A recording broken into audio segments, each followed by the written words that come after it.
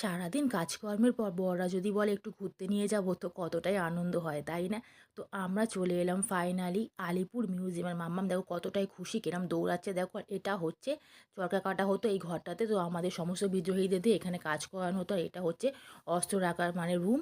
এর মধ্যে এই দেখো, এই বইয়ের মধ্যে সেই বন্দুক রেখেছিল না, সেইটাকে এখনও সুরক্ষিত করে রাখা আছে। আর এইটা জায়গাটা হচ্ছে সমস্ত বিদ্রোহীরা এই একটা ঘরের মধ্যে থাকতো, ছোটো ছোটো বেড, তারা এখানে বসে বসে গান করতো, গল্প করতো।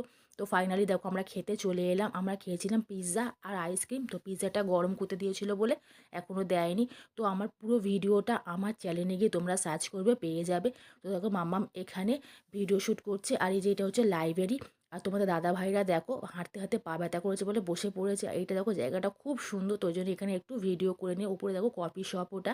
আর ফাইনালি দেখো আমরা বাড়ি চলে এসে, তোমাদের ভিডিওটা কেমন হলো ভালো, চ্যানেলটা সাবস্ক্রাইব করে দিও, আমাদের পাশে থেকো। আর তোমরাও ভালো থেকো, বাই।